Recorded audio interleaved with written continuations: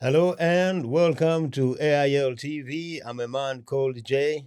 In this video, we are going to look at what is happening in Africa right now. As you know, Africa is forgotten due to the war in Israel and Palestine. So, in this video, we are going to discuss quickly. We're going to touch on Sudan. We are going to look at the African Union and the role it plays. And then, of course, we are going heavily to look at West Africa. You know what is happening in West Africa is uh, is unbelievable because the world is silent about Africa. We know there is disturbances in Mali, Burkina Faso. Uh, Basically, we are talking about the Sahel region. Now, in this video, I have got a gentleman whom we've been working together for a long time. For the during COVID times, we spend a lot of time talking about Mali and other regions in Africa. But without wasting your time, I want to introduce to you Alex Akoman. So, Alex Akoman, please tell us who you are and what you do. Right. Good morning. My greetings to all of us, all of those who are watching us from wherever you are in Africa or elsewhere in the world. We are based in London from African origin, and our interests are in African issues. So today we're going to have a discussion on what's happening. And personally, my name is Alex Akoman, originally from the Cote d'Ivoire or the Ivory Coast. And I'm established here in London for a few years. Professionally, I'm a lecturer. I've been lecturing in different colleges, institutions, and training organizations for years. I'm also a project manager, and recently I specialized in anti-terrorist issues. So I'm based in London, and I speak French and English. Thank you. Okay, so now you've heard that Alex is knowledgeable. So whatever he's going to be discussing with you, he must you must take note because whatever he's saying is true. But let us step through. Uh, Now, as I said, what we are going to do here, we are going to look at Sudan. The war in Sudan began or started this year in April, which is 2023. Now, which is very surprising about Sudan, there are two generals fighting each other. And these two generals, they were in the same government, they were in the same army, they fought very hard to depose Bashir. But let me step through now. So, Alex, just to give us just a little bit of what you know about Sudan. Well, thank you, Jay. Sudan, we've been witnessing political issues in Sudan for almost the last 20 years. And recently, we had two generals after the overthrow of um, the previous president, General um, Yeah, you've got General Burhan and General Burhan, Hemeti. Yeah. General Burhan and General Hemati. So both are currently almost fighting to control the country. But as far as we know, this is a proxy war happening in Sudan right now because General Burhan was in charge, was trying to reestablish authorities and also security by trying to have allies who will be able to help him to achieve that objectives. But unfortunately, we also have General Emeti, who was also um, approached by another group and being challenging General Burham. So as a result, the two generals who should have been working together to ensure security of the Sudanese people, unfortunately, are turning against each other. And the bottom line are the Sudanese people who are suffering, who are going through a difficult time. We have a lot of killings. People are mentioning around 9,000 people already killed in the last few months, without mentioning thousands of refugees and people who've been displaced. But it's unfortunate, but it's a proxy war between the big countries who are trying to control Sudan. And as we all know, Sudan has various resources, including oil and petrol. So it's a proxy war happening currently in Sudan.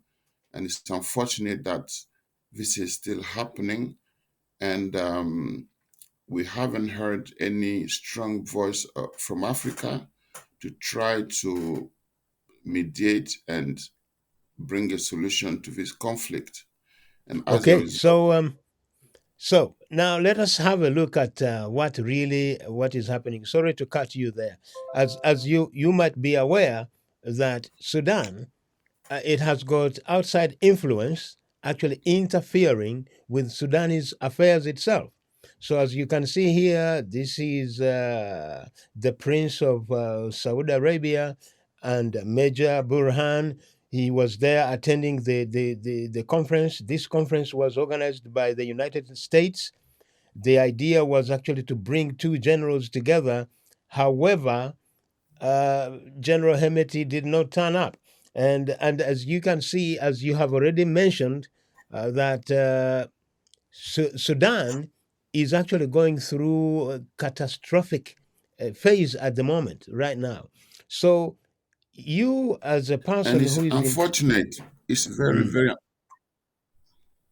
yeah, carry on. yeah, it's unfortunate that this conflict is still happening, and it's currently our African brothers from Sudan are still suffering.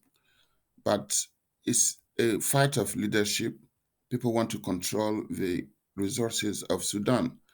Unfortunately, those who want to control these resources are coming from different sources. One controlling or supporting General Burham, and then another group supporting General Hemati. And obviously, all these are foreign influences into Sudan.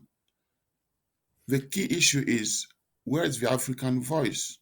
Where are the Yes. African solutions? Because the Sudan is in Africa, and it's African people who are suffering. But it's sad, and it's also unfortunate that the African Union, we should be there to voice, to take this in control, Yeah, is actually, let probably us have a look at this. Let us have a look at this African Union. So, okay, this I will come back to you, Alex. These are the people living in camps now, fleeing Sudan. This group of people is actually in Chad, and here you have got the other camp in Kassala in northeastern Sudan, and so while we are talking about the African Union, um, you, you have posed a very good question. We are all in Africa. We have got the African Union, which is supposed to, to solve Africa's problem. But it looks like the African Union has no power and has no role to play. it's unfortunate, and it's even sad for the whole continent, because we need a strong African Union to be able to address these issues happening on the continent. But the mechanism by which this organization operates makes it even powerless because of various reasons we are not going to go through right now. But I think the key issues about who's financing our union, and I think the day Africans take control, finance their own organization, then Africa will have its own voice and also address their own issues. Until that day, we will still be powerless because those who are acting are those who are supporting, financing African Union. And again, that's why we as Pan-Africanists, we would like to have Africa who is much more united because the plan was to make us weak. And until we understand that we need to unite, we work closely between African countries, then we will always remain so weak and unable to Okay. address issues happening on our continent. Yeah. It looks like Yes, we lost. Okay, here,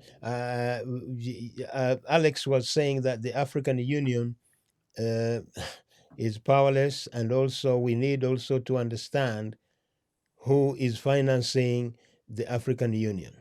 If we, but then again, Alex, I think his internet connection froze.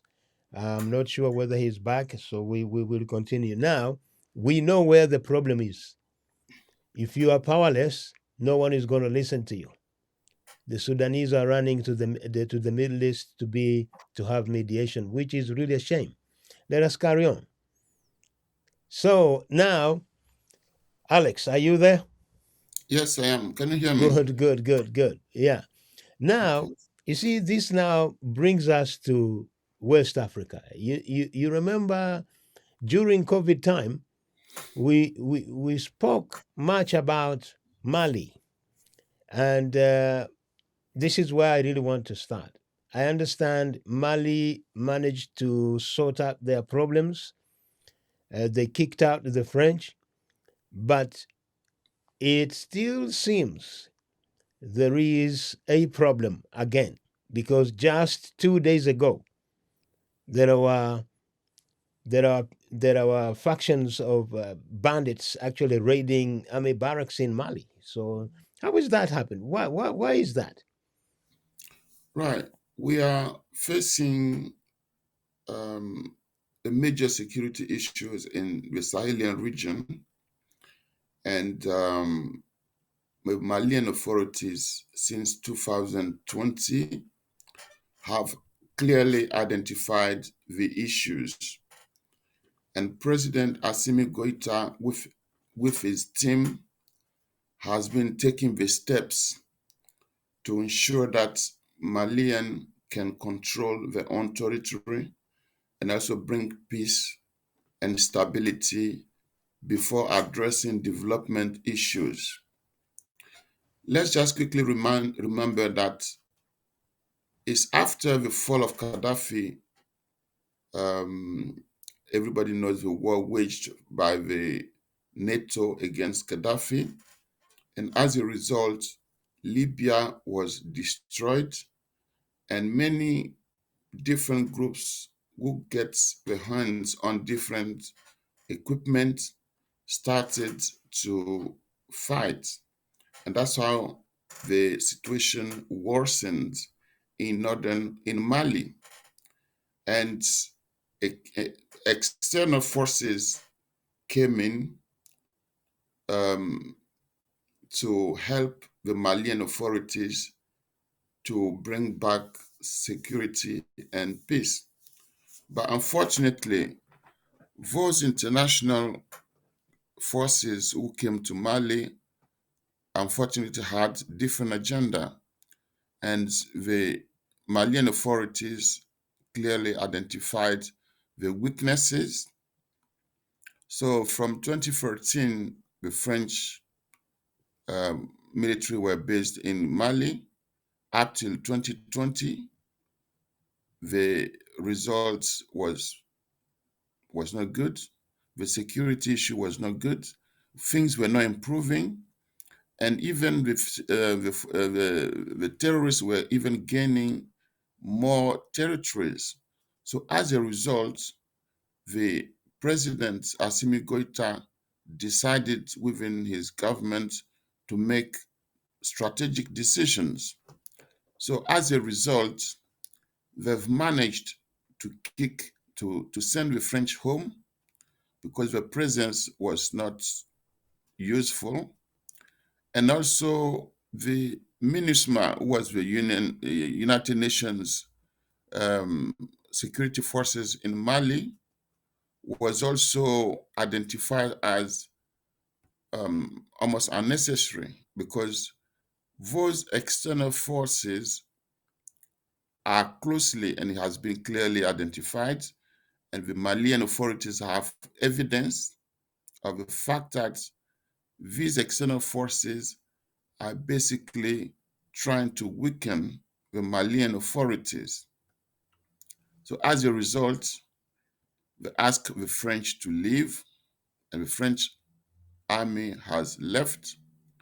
And also, after the French army left, they ask the MINUSMA to leave. Now, for the MINUSMA to leave, the Malian and the UN authorities established a plan, okay?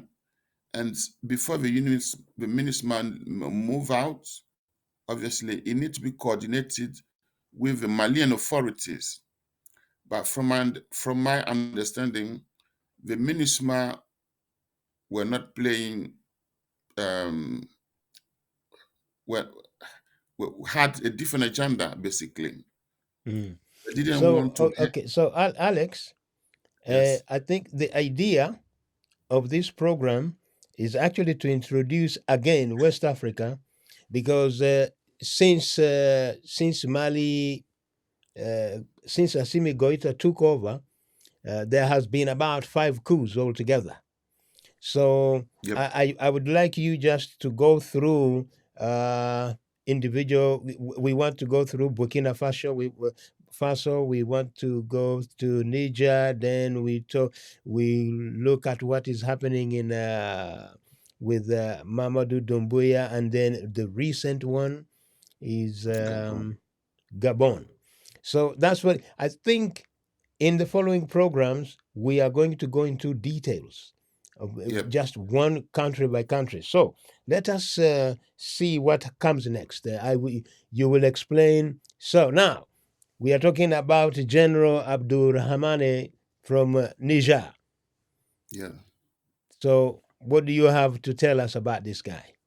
Right. Niger has seen, observed what was happening around them, and basically what's based on my conversation with, because I have various contacts from Niger, the president, the former president who was in place,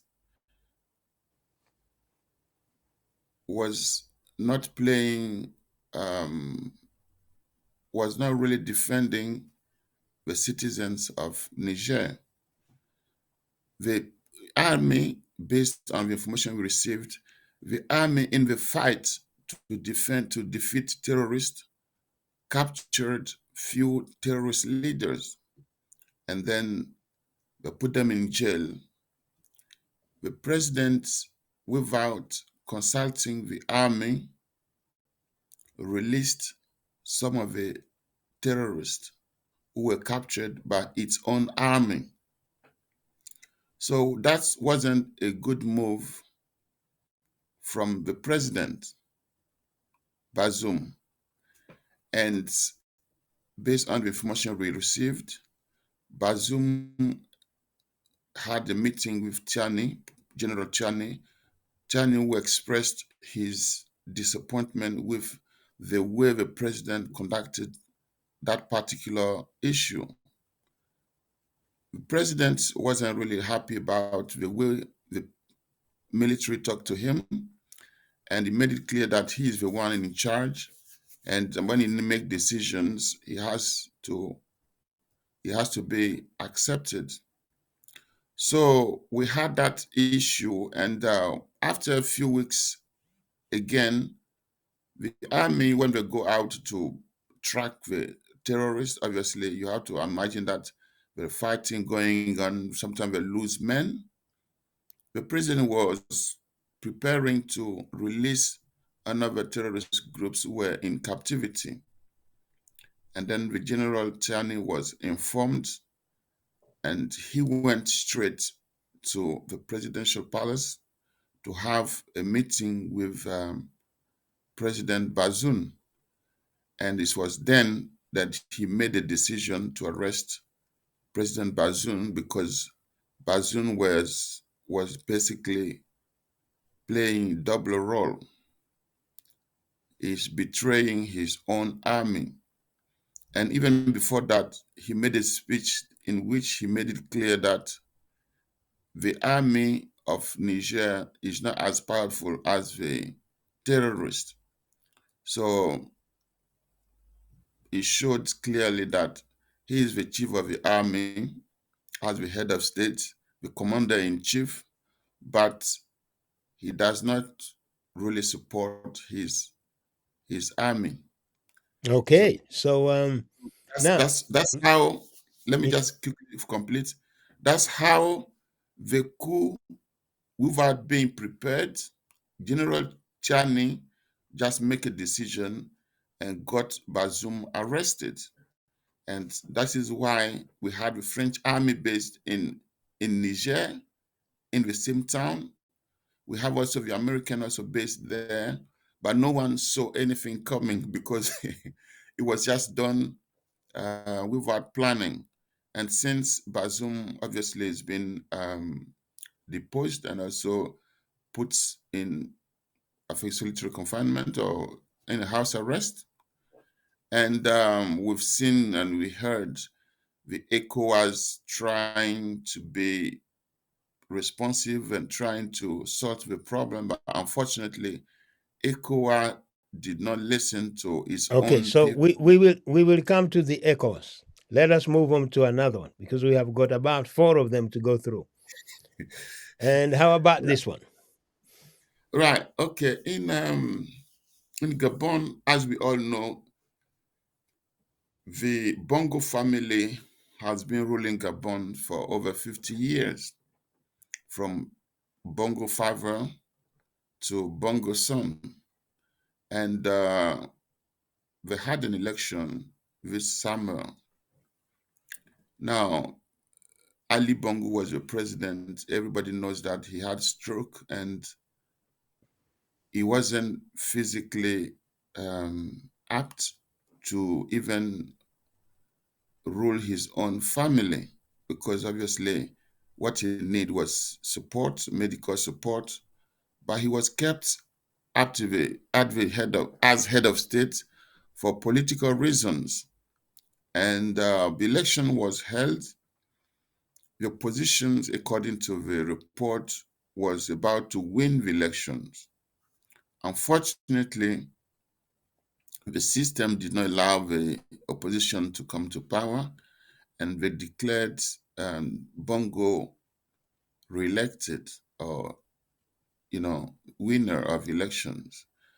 And unfortunately, or fortunately for some, the army made a decision because they needed to react. And then General Brice Oligui took power.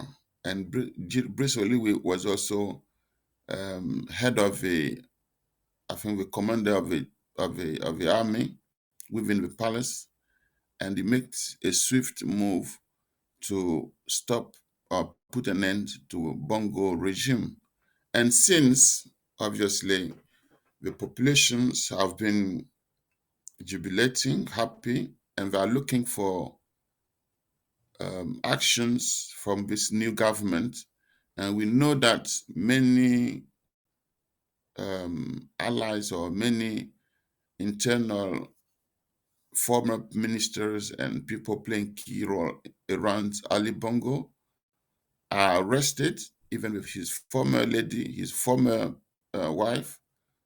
She's in custody currently for being for investigations, and hopefully they will try to bring solutions. And as we know, Mali is a very Gabon is a very rich country, but unfortunately, the immense resources of the country did not benefit the citizen of Gabon.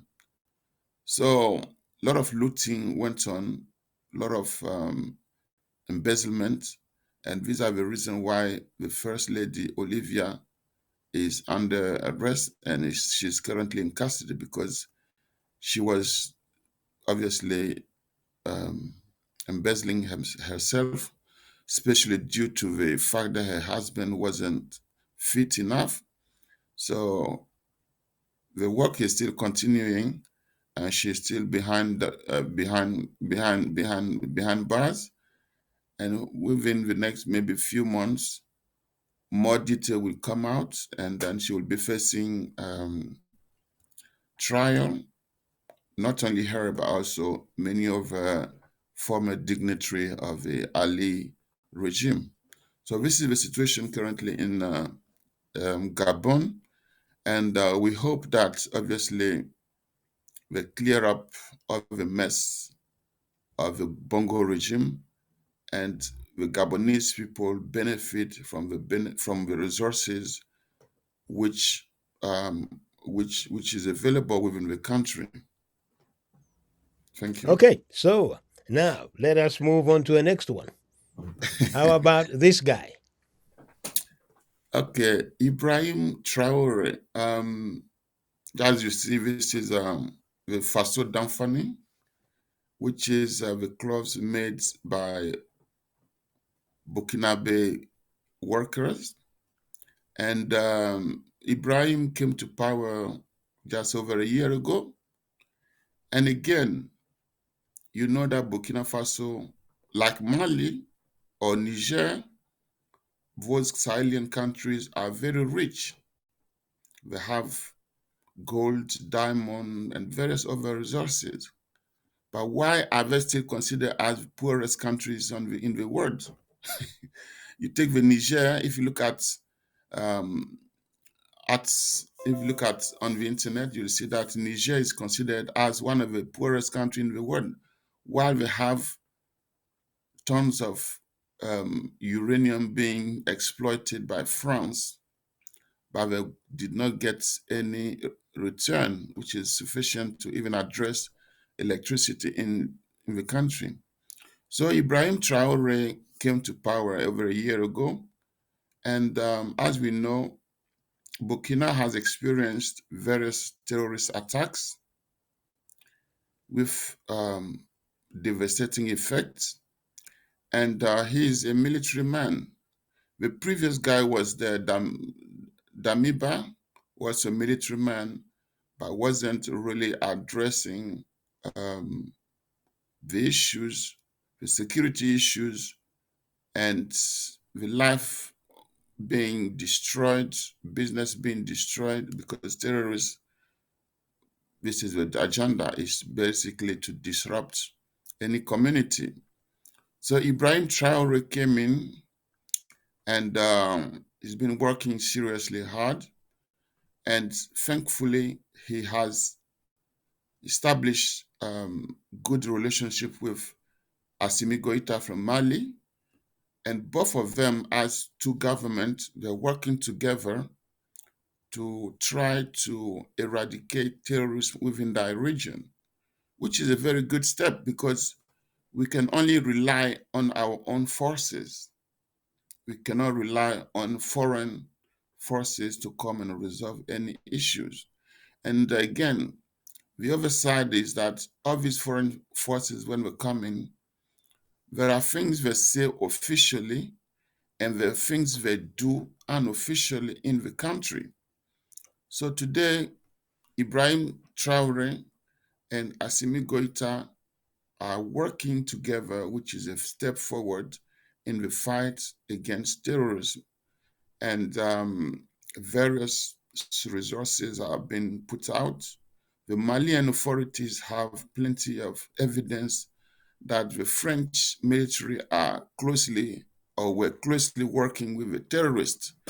Because if you analyze seriously where these terrorists get all these equipment, the arms, the logistics, the information they get, and they know when to attack and where to attack. And each time they attack, they commit crime, they commit atrocities, and these foreign forces don't even do anything. And the bottom line, after a few years, I'm happy, really happy that African um, leaders or few African leaders have understood that we cannot rely on other forces for our own security. Assimi Goïta is a military man. He's somebody who is on the ground. He fully understands what security is about. Ibrahim Traore also is a military man.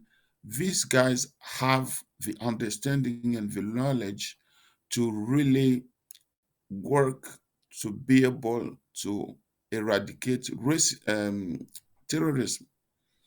And thanks to the partnership with other countries, they've got the equipment now, they've got the resources.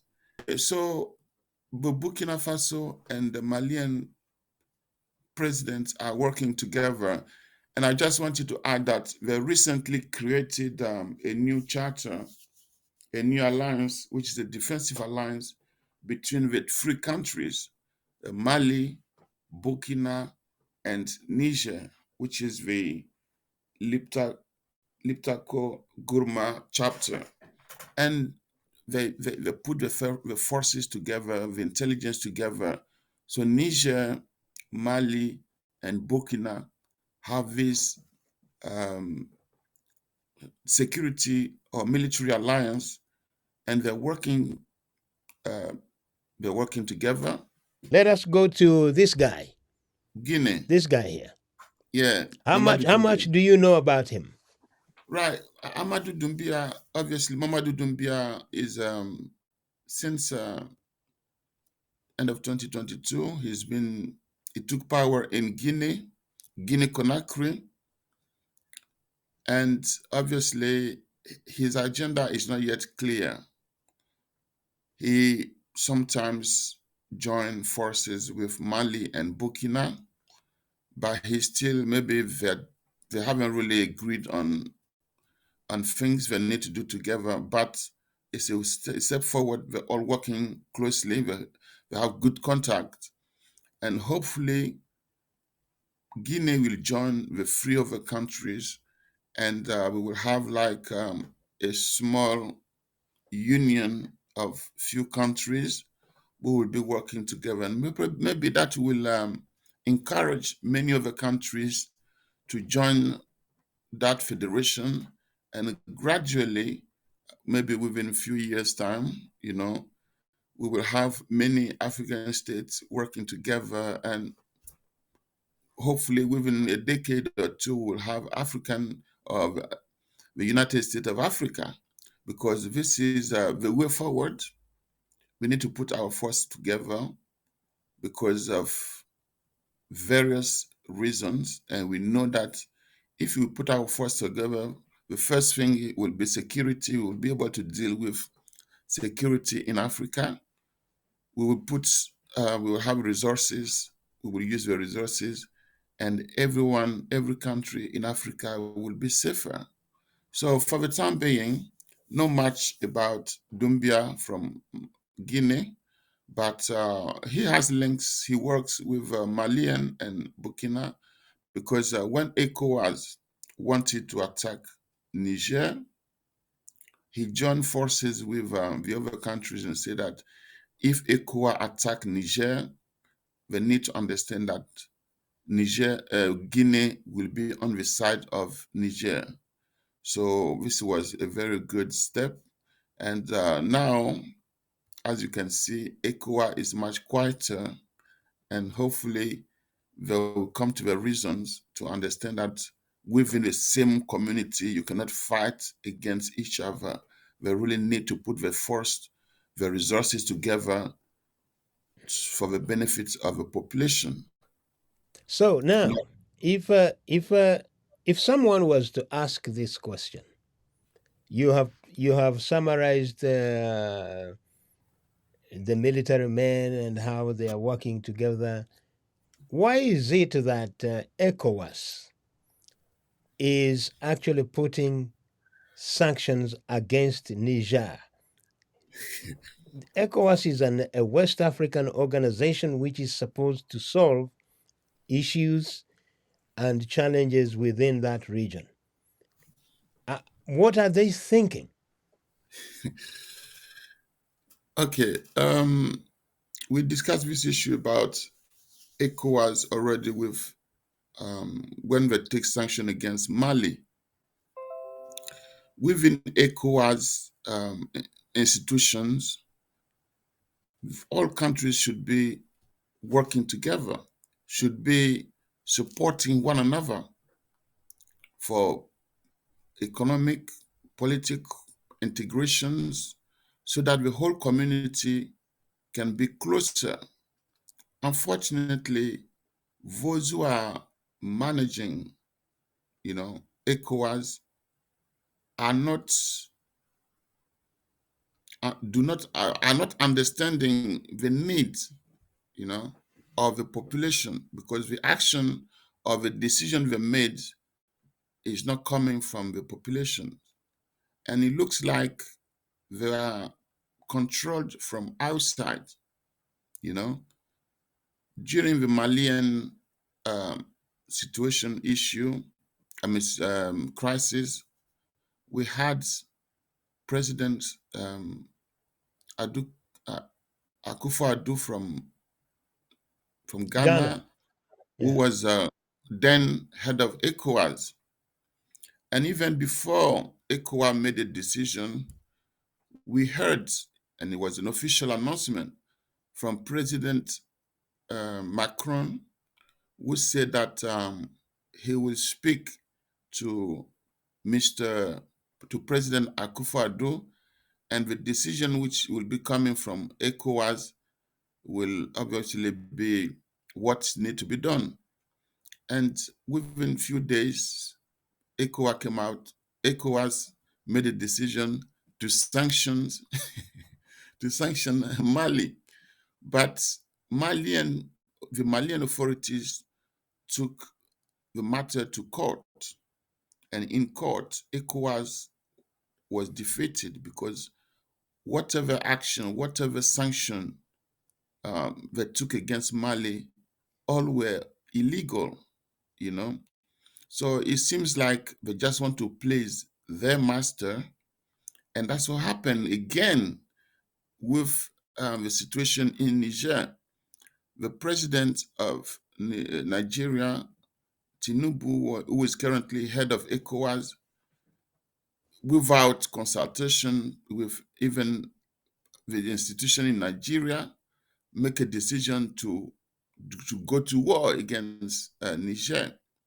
And few presidents jumped into it, supported him.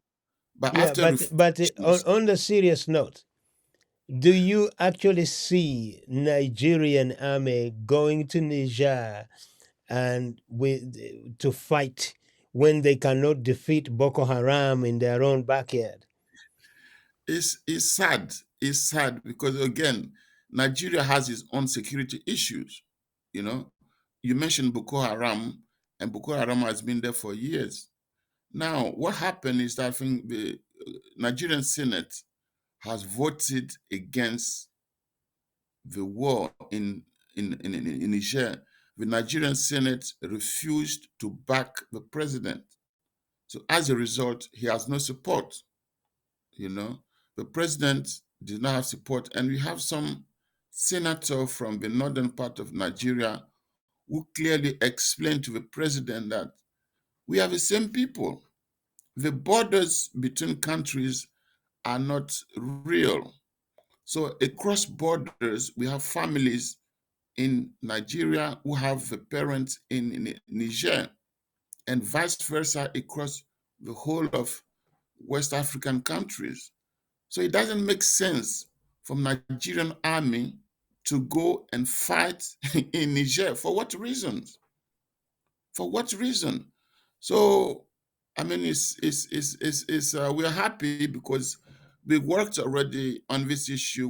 We denounced the fact that these leaders are not seriously working for the benefit of the countries, and with the support of the Senate, who was opposed to having war in Nigeria or Niger, the African ECOWAS now, the sounds and speeches we are hearing at the beginning of the crisis in Niger, things have come quite now. It's much quiet now, and we're now talking about diplomacy. And That's very good. That's very good. yes, So but now yes, I think that is really a simple snapshot of what is happening in Africa, especially in West Africa. I'm sure when we come back again, we will be sorry, we will be looking at each individual country so that we know what is happening in there. We know the situation is not really as stable as we would like it to be. So you have got another problem again. Sorry about that. We have got a problem again in Ethiopia. Now it's another tribe against the government forces. But we are not going to go into that. So Alex Akoman, thank you very much for giving us this time just to explain things. I know we have Africa is being completely put on the under can I say under the rags because of the war in Israel and Palestine. So I'm sure next time we will have much more to say. So I'm just gonna say thank you for giving us time, and yeah, we'll see you next time. So thank you. yes, you are Thank you. watching Africans in London TV, and I'm a man called Jay. So if you want to join us on this program, you can actually send us your contact. Our contacts details are at the bottom of the screen. Yes, anytime we want really to digest, to discuss, discover what is going on the continent, especially we people in the diaspora, all Africans in the diaspora. We are always focusing on individual countries, but we want to know what is going on elsewhere, regardless of where you come from in Africa. So, until then, ciao.